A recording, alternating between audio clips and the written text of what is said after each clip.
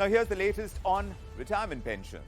EPFO or Employee Provident Fund subscribers can now opt for a higher pension. The central government's pension agency has issued this fresh set of instructions for employees who had not opted for pension contributions at a higher wage than the wage ceiling that was kept at 15,000 rupees a month.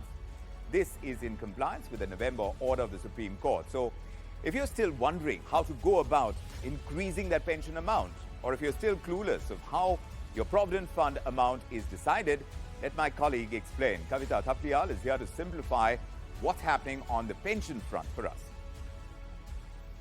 All right, so EPFO has issued a circular to all the employees who have not opted for pension contribution at a higher wage. What happens is the current limit of your salary for your pension is 15,000, out of which 8.33% is contributed to your employee pension scheme.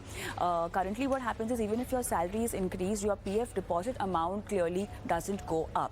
And also because EPFO has issued a circular now on 20th Feb, it is following a Supreme Court order where the order says that employees should be getting the higher share of their pension, and 8.33 is the reduction will be based on your basic salary. We will get into the working of this particular higher pension mathematics that you will be getting. So currently what you can see is the contribution that you're doing towards your PF. Now 3.67 goes to your EPF. Okay, out of this 8.33% will be contributed towards your employee pension scheme.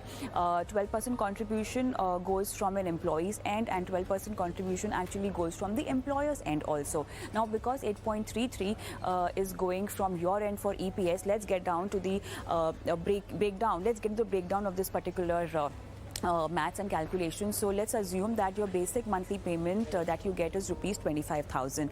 Further, if we go on and employee contribution to EPF, out of this 25,000 will clearly be 3,000 rupees. As you can see, this is the employee's contribution, and even the employer will be contributing so much.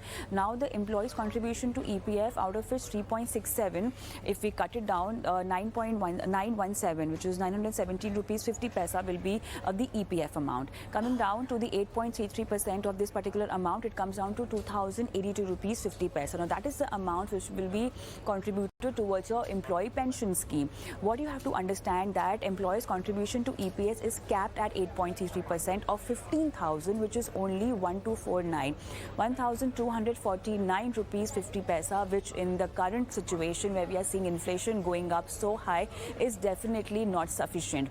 We will also tell you that how this amount will be calculated. If you are someone who is opting for a higher pension, so 15,000, which now will be your basic salary, higher basic salary in this case, into the number of service of years, divided by the actual life expectancy, which in this case is 70 years. This is the formula that's taken in for your pension calculation under EPFO. Now, how can you actually apply for this higher pension? There is a particular process. If you do it offline, then the EPS member, they have to visit the nearest EPFO office. There are certain amount of documents which you have to collect, and you need to submit all the relevant documents, application forms, also consent forms to the EPFO office. Not only that, the disclaimer and declaration option has to be selected in joint option, which means the employee and the employer's joint form should be submitted, and all the necessary adjustments should be a part of this PF. And in case of transfer of funds for exempted provident fund trust to pension fund,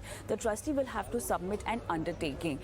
So in a nutshell, this is the kind of procedure that you have to follow. In the end, you will be informed, you will be given a URL after your application submission, and according to that you will be able to figure out the kind of higher pension amount that you can get.